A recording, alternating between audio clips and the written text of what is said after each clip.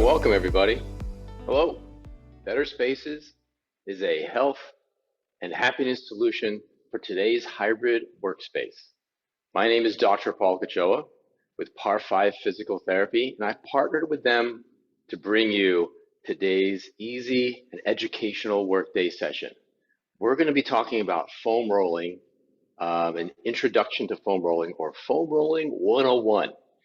I received my doctorate of physical therapy from Mercy College in New York and a BS in exercise physiology from Rutgers University. I'm a certified orthopedic clinical specialist and a Titleist Performance Institute certified level 3 golf medical professional. So without further ado, let's kind of get into our slides here. I'm going to take away my lower third. So foam rolling 101. And by the way, while we're working on this and going through the slides, if you have any questions, feel free to use the chat box or the Q&A, raise your hand, and we can talk a little bit. Try and make this presentation as interactive as possible so that you can get the most out of it.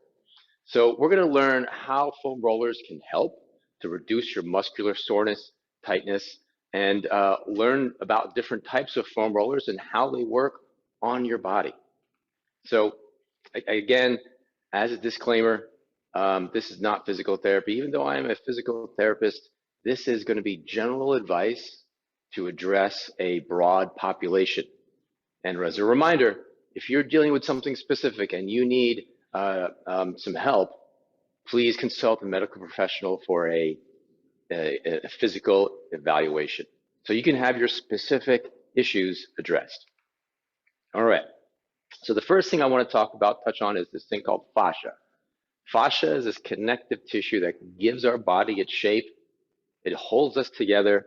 It kind of, it's like a sweater-like material that passes through our entire body. So here's a video kind of depicting what that fascia is. It's kind of like the spider webby material. It connects all the muscles as soft tissue layers, and it moves and glides as we move. So we have several different layers of muscles and tissue, the skin, and underlying dermis, and all those little pieces need to slide, and this is what fascia does. It needs to be mobile. If we're not mobile, and if we assume a static position for any prolonged amount of time, this fascia can get very dense and get very sticky. It thrives on motion and hydration. That's how it stays hydrated, basically. So this is a microscopic view of what that fascia looks like. We can kind of even go into our next slide here. And this is from a video called Strolling Under the Skin. They did a in vivo study of what fascia looks like. It basically looks like this spider web, very hydrated, very moist, so that we can move. And it gives our body its shape.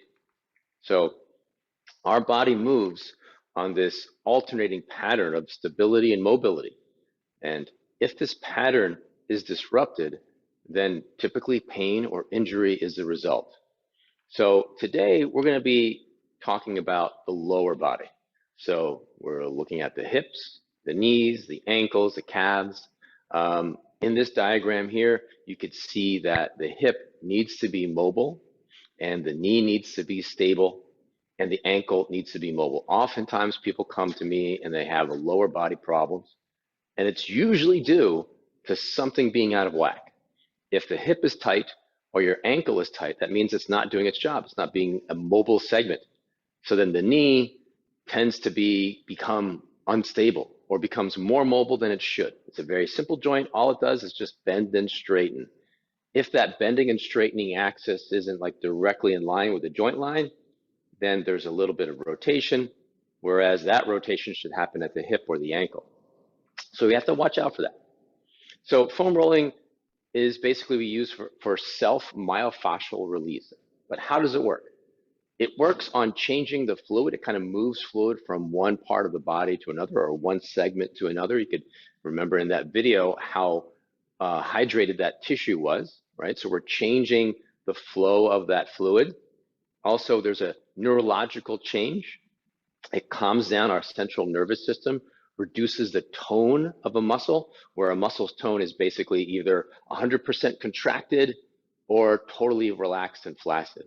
So as we're moving and sitting and being upright during our waking hours, that level of tone changes depending upon what we need to do. And if we're sitting and relaxed, there shouldn't be a lot of tone, but oftentimes muscles don't give up their tone. They just kind of stay tight, they stay on as a protective mechanism, and then we want to try and reduce that using the foam roller. Also, there's mechanical changes. As we talked about that fascia that needs to slide, we can create shearing forces and changes in the tissue pressure, which can move that tissue and slide it around. So we can reduce pain, we can increase range of motion, and then we could increase tissue extensibility, or the flexibility of the tissue. So the other thing I want to talk about is the different types of foam rollers. Different brands make foam rollers of different density. I have one right here. This is kind of like our standard. This is like a black foam roller. It's about this long here, about 3 feet long. And then we also have other ones that are made of different density. So I've got this one here.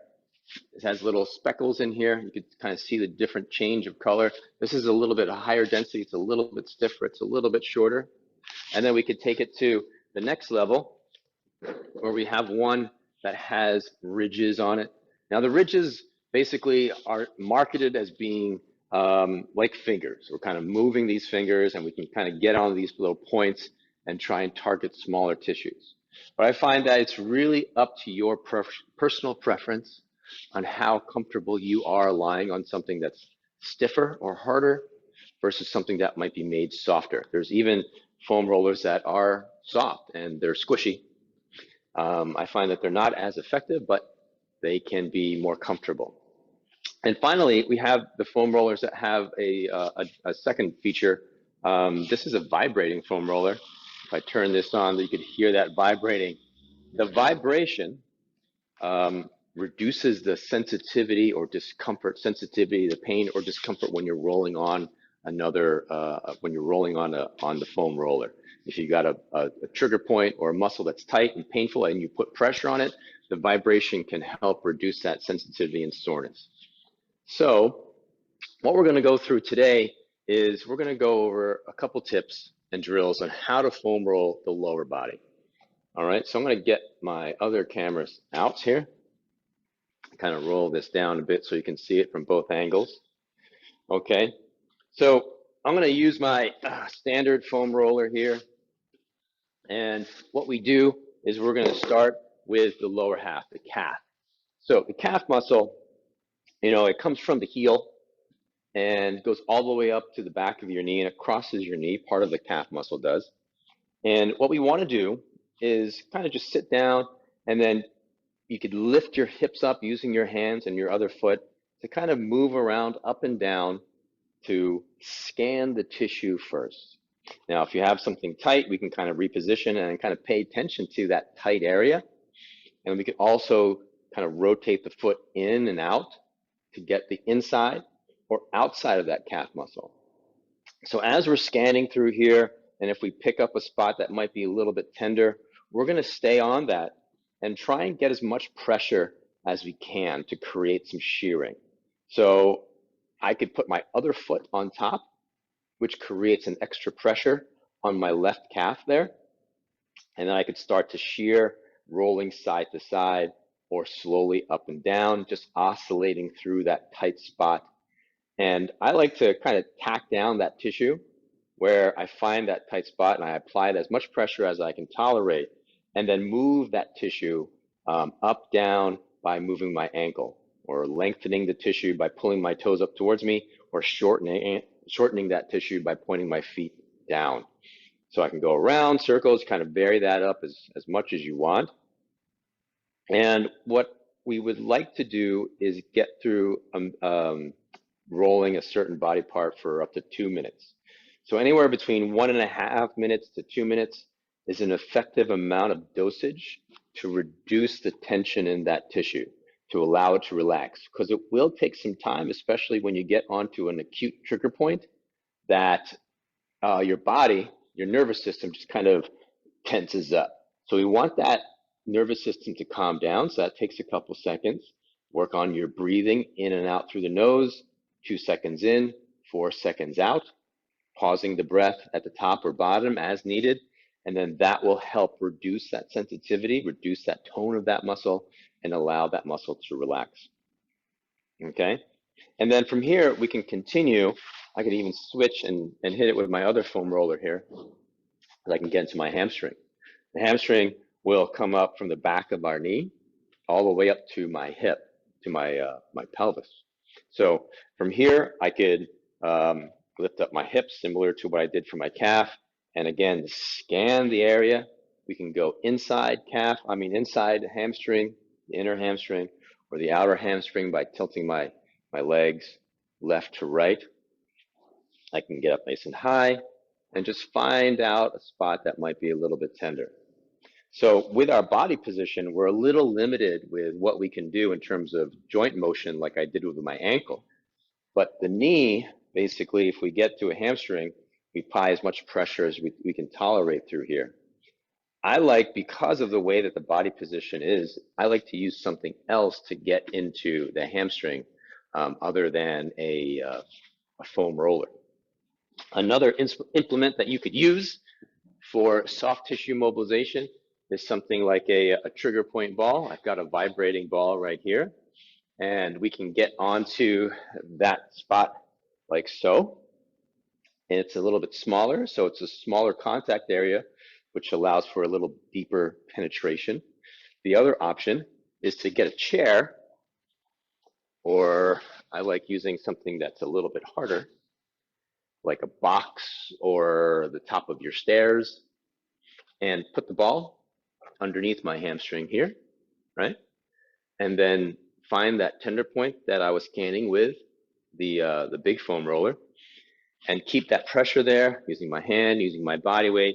And then I could start to create that tack and stretch, or that pin and stretch motion, elongating the tissue and shortening the tissue with the pressure as I'm holding down that piece of knotted tissue with the ball. So that's another option, using a roller and a ball. Now, if we come up the back posterior chain, we come to the glute and the hip here. So to do that, what we can do is just go ahead and start sitting on the foam roller and then tilting my body slightly to get onto that side. Another thing to note that sometimes people will do 2 legs at once. I find that you can be much more specific if you do 1 leg at a time, so you can really concentrate on where your tight muscles will be. Again, for our hip here, our glute muscle, it comes up from the top of our pelvis down to the hip joint. We're just going to, again, scan going up and down. It's a wide muscle, so we're going to also do a little bit of rotation, rolling to the left, rolling to the right. As we get through here, again, I find a trigger point, and I can kind of open up or tack down that muscle by changing the position of my foot and knee. I'm just going to rest it on my other knee, and I can kind of roll through that as I'm exposing and stretching that muscle out by moving this knee up and down, and then combining that with rolling my hips left to right. Okay, so again, 1.5 to 2 minutes to reduce tone in a muscle. Another way to use a foam roller is to activate your nervous system or warm your body up prior to activity, or prior to an exercise routine. So to warm up or ramp up your body, we wouldn't do the foam roller for such an extended amount of time, or as slow as I'm doing. If I wanted to warm up a muscle, I would do it for less than a minute, about 30 seconds to 45 seconds, and then a lot faster as I'm moving through the tissue. So that will help warm up your joint and your muscles prior to exercise. All right, so the final piece that I want to get through is this quadricep muscle. To get that on the foam roller, we have to lie down on our stomach. So I'll make sure I got the camera here. We're going to put this down. I'm going to have the leg that I am not going to be foam rolling, that's going to be bent. Hopefully you can see this. And my leg is going to be straight on the other side. So let's see how that goes. Yeah, so I've got one knee out of the way, pointed out to the side. I've got myself on my forearms here, and I've got the foam underneath my thigh. So again, our first step is to kind of scan the area. That quadricep muscle goes all the way up into the front part of the pelvis and all the way down to the front part of your knee. So it's a large muscle. We're going to try and continue to scan there and also tilt our pelvis to the left or right to get to the outside and the inside of the quadricep. And again, when we find a spot, we're going to stick on that spot, create a bit of shearing, maybe just sliding my hip side to side to shear that tissue layers side to side, and also pin the muscle down, maintain pressure, and then bend the knees. So I'm stretching out the quad as I'm holding down that trigger point. Okay, and then in this area, you could probably you've probably heard of a structure called the iliotibial band, the IT band, that runs on the side of the thigh from the top of your pelvis all the way down to below your knee. And you've probably seen people get on the side of their leg here with the foot crossed in front or crossed behind to try and loosen up the IT band. I'm going to say that if you're trying to loosen up your IT band, it's impossible. You're not going to be able to lengthen or deform that iliotibial band because that tissue is super dense and super strong. It's designed to be that way.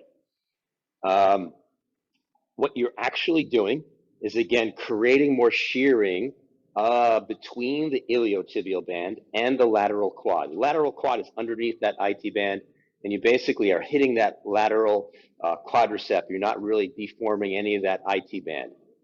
It's like a hybrid ligament tendon tissue, and it takes over a ton of force to create any deformation into that. If we're having like lateral leg symptoms, then we can certainly foam roll that lateral quad, but I think what would be more beneficial is getting into a small muscle called the tensor fascia lata. That tensor fascia lata is part of this iliotibial band, and it sits right up here below the pelvic rim and above the hip joint. We could do that right with our foam roller, getting onto that. We can start with the knee partially bent, and it's a small muscle. We don't need to go a lot of motion here, forward and backward or up and down, just to find it. And then we could start to sweep that knee back and forth, which creates that extra stretch, tacking down that tissue. And if you're adventurous, you could take your trigger point ball or a lacrosse ball or tennis ball and put that right into that little nook there. And then it gets interesting. And then you could do the same thing. Roll through that minute and a half and tack it down and stretch for up to 2 minutes. All right? So that's the foam rolling for the lower half of the body. Let's go back to my first angle here. All right. So I hope you found that helpful.